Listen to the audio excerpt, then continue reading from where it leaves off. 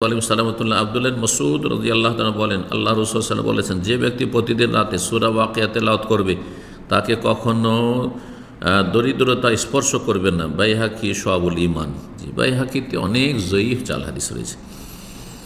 আব্দুল্লাহ মাসউদ রাদিয়াল্লাহু তার মেয়েদেরকে প্রতি রাতে এই সূরা তেলাওয়াত করার আদেশ করতেন। বাইহাকি শুআবুল ঈমান 2498।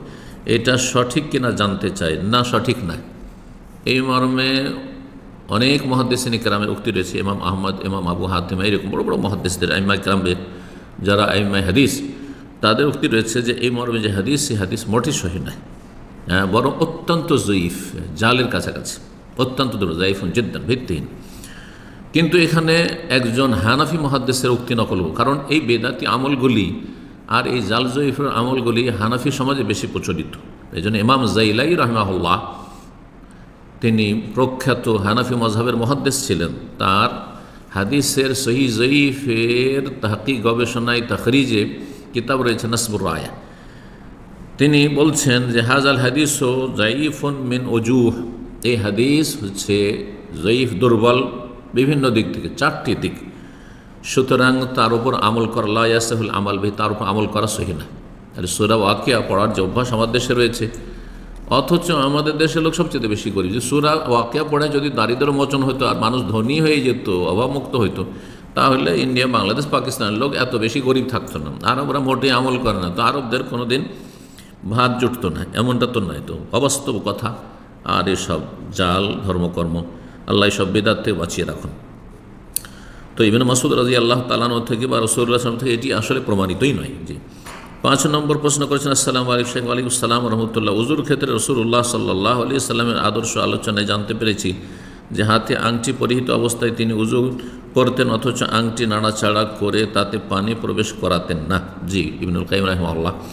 আর সংক্ষিপ্ত আকারে শেখুল ইসলাম আব্দুল্লাহ রাহমাতুল্লাহি আলাইহি মুখতাসর জাদুল মাদ, সংক্ষিপ্ত জাদুল মাদ তিনি সংকলন করেছেন, তাতে এই কথা রয়েছে। আমার প্রশ্ন হলো, যদি আংটি টাইট করে আঙ্গুলে চেপে থাকে, অথবা মহিলারা যে নাকে ফুল, কানের দুল পরে, তাতে তো ওই অঙ্গের কতটুকু জায়গায় আবৃত করে রাখে, এই ক্ষেত্রে উযু কিংবা ফরজ গোসলের সময় সেগুলোর ভিতরেও কি পানি প্রবেশ করানোর প্রয়োজন নেই? জি, প্রথম কথা আংটি সম্পর্কে, যেহেতু আংটি আঙ্গুলে থাকে, আর আঙ্গুল হচ্ছে ধৌত করার অঙ্গ, যে অঙ্গগুলি ধৌত করতে হয় উযুতে বা গোসলে, তার অন্তর্ভুক্ত। সুতরাং দেখতে হবে, ওলামারা বলেছেন, যদিও অধিকাংশরা বলছেন যে এই ক্ষেত্রে আংটি নাড়া দেওয়া হচ্ছে সুন্নাত, কিন্তু গবেষক ওলামারা বলছেন যে নাড়া দেওয়া সুন্নত নয়, যদি ঢিলা থাকে। ঢিলা এমনিতে পানি ঢুকে যাচ্ছে, যেমন চেন ঘড়ির, ওইরকমই চেন, ঘড়ির চেন ঢিলা হয়ে রয়েছে, আর কেউ ঘড়ি পরে হয়তো উযু করে অনেকে, তাহলে এটাতে নাড়াচাড়া করতে হবে, এমন প্রয়োজন নেই, কোনো প্রয়োজন নেই। এটি সুন্নাত বলা যাবে না, যে আংটি বা ওয়াজিব বলা যাবে না। কিন্তু যদি টাইট হয়, খুব কষা হয়ে লেগে আছে, তাহলে তার ভিতরে শুকনো থেকে যেতে পারে, এই সম্ভাবনা রয়েছে। এজন্য সেই ক্ষেত্রে আংটিটাকে নাড়া দিয়ে নিতে হবে, ওলামারা বলেছেন। জি, শেখ ইবনে উসাইমিন রাহিমাহুল্লাহ এই ফতোয়াই দিয়েছেন। বাকি থাকলো আরও যে জিজ্ঞাসা করেছে মহিলাদের নাকের ফুল, তো নাক, হ্যাঁ ঠিক আছে, ধোয়ার অঙ্গ, তো সেখানে নাড়া দিয়ে নিবে, কিন্তু সেটা ভিতরে রয়েছে, অসুবিধা নাই। এই ক্ষেত্রে দিনে এত কঠোরতা নেই, কিন্তু একটু নাড়া দিয়ে নিবে, হয়তো বাড়াবাড়ি করবে না।